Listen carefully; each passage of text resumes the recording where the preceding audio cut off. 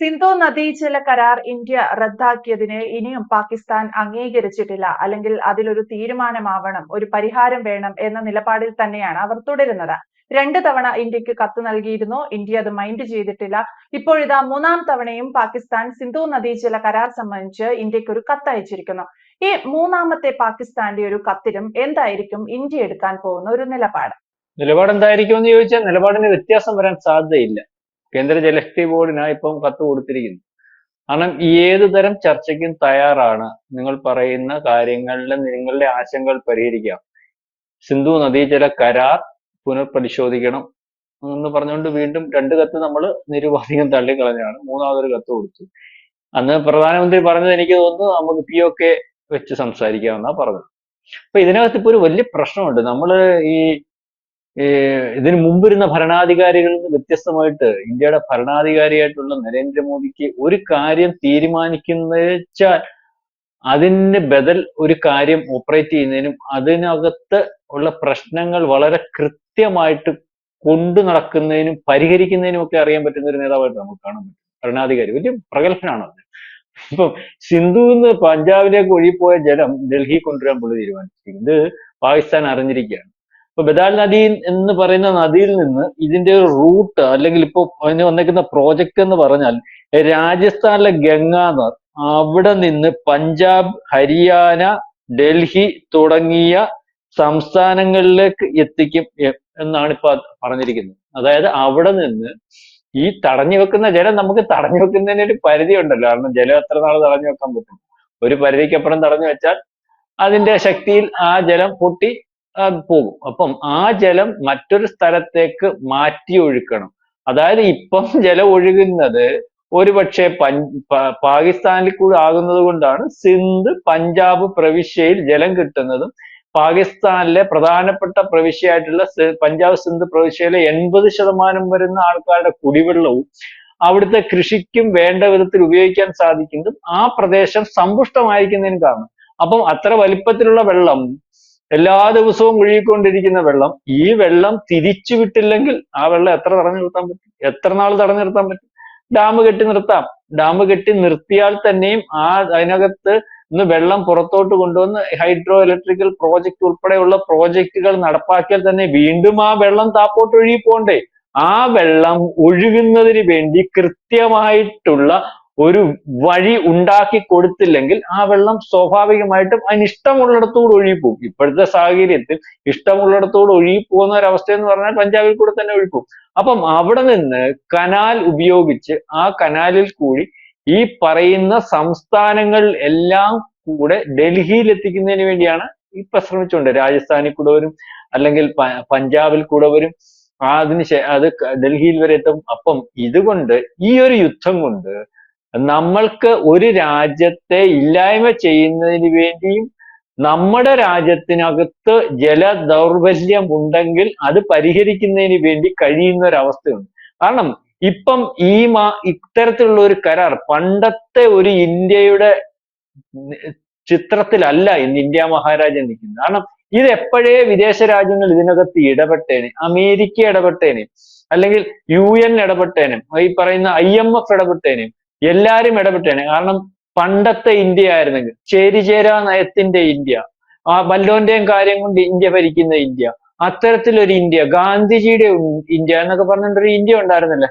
കാരണം ബാക്കിയുള്ള അമേരിക്കക്കാരന്റെ കയ്യിൽ നിന്ന് കാശ് മേടിച്ചിട്ടും അല്ലെങ്കിൽ വിദേശ രാജ്യങ്ങളുടെയും അല്ലെങ്കിൽ ഇന്ത്യയുടെ പുരോഗതിക്ക് തടസ്സം നിൽക്കുന്നതിന് വേണ്ടി കാശ് തരുന്നതിനും, അല്ലെങ്കിൽ പാകിസ്ഥാനിൽ നിന്നും ചൈനയിൽ നിന്നും ഉൾപ്പെടെ ഫണ്ട് മേടിച്ച് ഇലക്ഷനെ നേരിട്ടുകൊണ്ടിരിക്കുന്ന പാർട്ടികൾ ഉള്ളതും അവർ വളരെ കാലം ഭരിച്ചുകൊണ്ടിരുന്നതുമായ ഇന്ത്യ മഹാരാജ്യത്തെ പണ്ട് നിയന്ത്രിക്കാൻ കഴിയുമായിരുന്നു. കാരണം ഇന്ത്യ മഹാരാജ്യം ഒരു രീതിയിലും മറ്റ് രാജ്യങ്ങളെ ആശ്രയിക്കാതെ ജീവിക്കാൻ പറ്റാത്ത, അല്ലെങ്കിൽ പിച്ചച്ചട്ടിയിൽ അല്ലെങ്കിൽ കൈനീട്ടി ജീവിക്കാൻ പറ്റാത്ത ഒരവസ്ഥ. കൈനീട്ടി വല്ലവനും കൊടുത്തത് എടുത്തു വെച്ച് ഭക്ഷിച്ച് അതിനനുസരിച്ചിട്ടുള്ള ഭരണം ഇന്ത്യയിൽ നടത്തി പോകുന്ന ഒരു ഇന്ത്യയിൽ നിന്ന് വ്യത്യസ്തമായിട്ട് 10 കൊല്ലം കൊണ്ട് എല്ലാ രീതിയിലും പുരോഗതിയിലേക്ക് പോയി.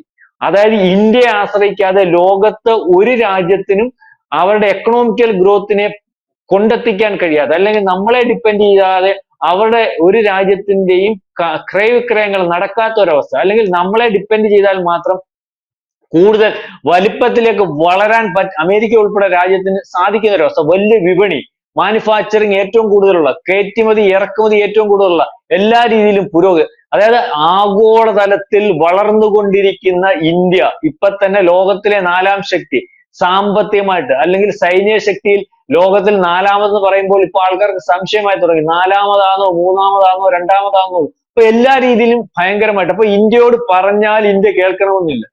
G7 ഉച്ചകോടിയിൽ എല്ലാവരും പറഞ്ഞല്ലോ വിളിക്കത്തില്ല, മറ്റേത് അമർച്ച. ഇന്നലെ കാനഡ വിളിച്ചല്ലോ ഇന്ത്യൻ പ്രധാനമന്ത്രി ഒഴിവാക്കി പോയാൽ ആ G7 ഉച്ചകോടിയിലെ തീരുമാനങ്ങൾ നടപ്പാക്കാൻ പറ്റത്തില്ല മറ്റു രാജ്യങ്ങൾക്കിവിടെ. കാരണം അത് നടപ്പാക്കണമെങ്കിൽ നമ്മൾ ഏറ്റവും നിയന്ത്രിക്കാൻ പറ്റുന്ന ചില മേഖലകളാണ് നടപ്പാക്കേണ്ടി വരുന്നത്. അപ്പൊ ഇന്ത്യയെ മാറ്റി നിർത്തി കാര്യങ്ങൾ ആലോചിക്കാൻ പറ്റാത്ത ഒരു അവസ്ഥയിലേക്ക് പോയി.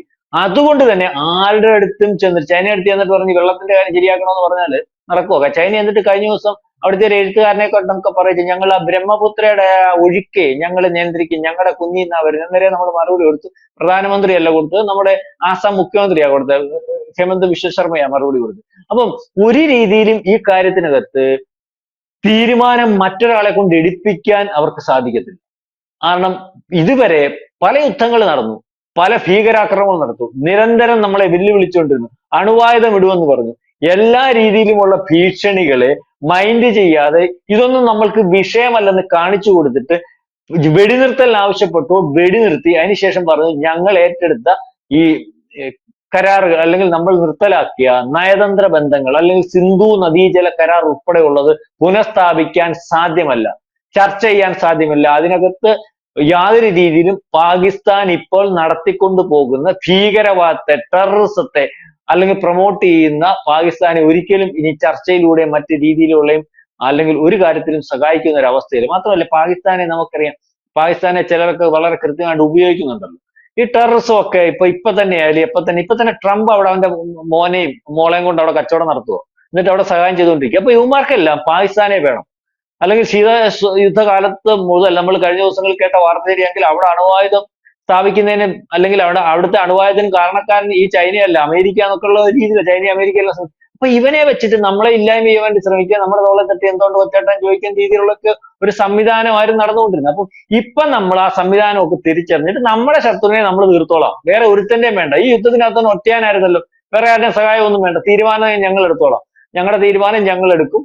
അപ്പം ആ തീരുമാനത്തിന് ഈ തീരുമാനം ഒന്നും പുനരാലോചിക്കണമെന്ന് പറയാനുള്ള ധൈര്യം ഇന്ന് ലോകത്തൊരു രാജ്യത്തിനുമില്ല.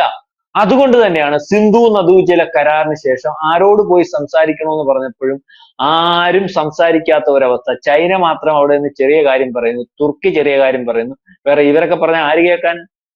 ഇവർക്ക് എത്ര സൗണ്ട് ഉണ്ട് ഈ ലോകത്ത്. അപ്പൊ അവര് പറഞ്ഞു. അപ്പം അതുകൊണ്ടാണ് വീണ്ടും, കാരണം ഭയങ്കര പ്രശ്നമാണ്, നേതാക്കന്മാരുടെ വീട് കത്തിച്ചു തുടങ്ങി സിന്ധു പ്രദേശത്ത് പ്രതിഷേധക്കാർ, അല്ലെങ്കിൽ റോഡിൽ പ്രധാനമന്ത്രിയും പ്രസിഡന്റെയും ഉൾപ്പെടെ തടയുന്ന രീതിയിലേക്ക് പോയി. കഴിഞ്ഞ ദിവസം സിന്ധു പ്രവിശ്യയിലെ പഞ്ചാബിലേക്കുള്ള കലാനിർമ്മാണത്തിനാണ് അവിടുത്തെ പ്രസിഡന്റിന്റെ വണ്ടി, നമ്മുടെ പ്രസിഡന്റിന്റെ ഒക്കെ വണ്ടി ദൂരെ നിന്ന് കാണാൻ പോലും ഒക്കത്തില്ല, കാണണ വേണ്ട വണ്ടി തടഞ്ഞു നിർത്തി. അതിനകത്ത് പ്രസിഡന്റിന്റെ വെനസ്ലി ബൂട്ടോയുടെ മോൾ അല്ലേ, അവരുടെ MP അവരായിരുന്നല്ലോ, അതിനകത്ത് പ്രസിഡന്റ് ഇല്ലായിരുന്നു, അവിടെ മകളുണ്ടായിരുന്നു, മകളെ പഞ്ഞിക്കിട്ടെന്നാണ് അന്നത്തെ വാർത്ത വന്നത്. അപ്പൊ അതേ രീതിയിലേക്കാണ് പോകുന്നത്. അപ്പൊ അതുകൊണ്ട് വീണ്ടും നമ്മുടെ ജലശക്തി അല്ലെങ്കിൽ കേന്ദ്ര മന്ത്രാലയത്തിന് കത്ത് കൊടുത്തിട്ടുണ്ട്, നമ്മളതിന് മറുപടി കൊടുത്തിട്ടില്ല.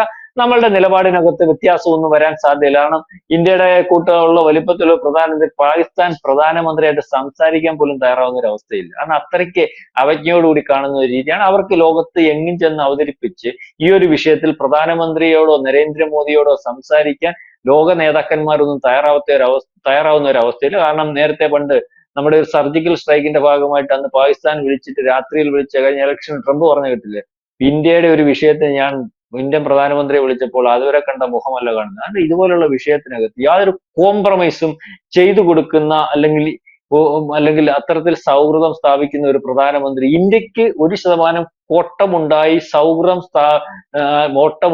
സൗഹൃദം സ്ഥാപിക്കാൻ താല്പര്യമുള്ള ഒരു പ്രധാനമന്ത്രിയും ഒരു ഭരണാധികാരിയും ഒന്നുമല്ല മോദി. അതുകൊണ്ട് വീണ്ടും കത്ത് കൊടുക്കുന്നു. ദയനീയാവസ്ഥയിൽ അവർക്ക് മുന്നോട്ട് പോകാൻ പറ്റാത്ത ഒരു അവസ്ഥയിലേക്കാണ് കാര്യങ്ങൾ. ആഭ്യന്തര യുദ്ധത്തിന് ആക്കം കൂട്ടുന്ന സിന്ധ് പ്രവിശ്യയിൽ മൊത്തത്തിൽ ജനങ്ങൾ ഗവൺമെന്റിനെതിരാകുന്ന, അല്ലെങ്കിൽ പട്ടിണി കിടന്ന് മരിക്കുന്ന, ആകെയുള്ള GDP ഉള്ള കൃഷിയും കൂടി നശിക്കുന്ന ഒരു അവസ്ഥയിലേക്ക് പോകും. അതുകൊണ്ടാണ് വീണ്ടും കത്ത് തന്നിരിക്കുന്നത്, അല്ലെങ്കിൽ നമ്മളോട് കേണപേക്ഷിക്കുന്നത്. നമ്മൾ സഹായിച്ചാൽ വീണ്ടും അവൻ അവസരം കിട്ടുമ്പോൾ നമ്മളെ ഉപദ്രവിക്കുന്ന ഒരു അവസ്ഥയുണ്ടാവും. അതുകൊണ്ട് സഹായിച്ചു പോകുന്ന ഒരവസ്ഥ ഇന്ത്യയുടെ ഭാഗത്തു നിന്ന് ഉണ്ടാവുമെന്ന് കരുതാൻ വയ്യ. അല്ലെങ്കിൽ പ്രധാനമന്ത്രി പറഞ്ഞ പോലെ POK തരട്ടെ, അല്ലെങ്കിൽ അവിടുത്തെ ടെററിസ്റ്റ് ഗ്രൂപ്പിന്റെ നേതാക്കന്മാരെ, അവരുടെ ആചാര്യന്മാരില്ലേ, മതമേതലധ്യക്ഷന്മാരില്ലേ, അല്ലെങ്കിൽ ആ രീതിയിൽ ആ രാജ്യത്തിന്റെ വലിയ ആൾക്കാരില്ലേ, നമ്മൾ ആവശ്യപ്പെടുന്ന കൊടും ഭീകരരെ തരട്ടെ എന്നുള്ള രീതിയിലേക്കുള്ള ഒരു ചർച്ച വന്നേക്കാം. നമ്മളൊക്കെ പറഞ്ഞതാണ്. ഏതായാലും ചർച്ച ചെയ്യാനുള്ള സാധ്യത ഇല്ല എന്ന് തന്നെയാണ് ഇപ്പോഴും കാണുന്നത് കത്ത് കൊടുത്താൽ.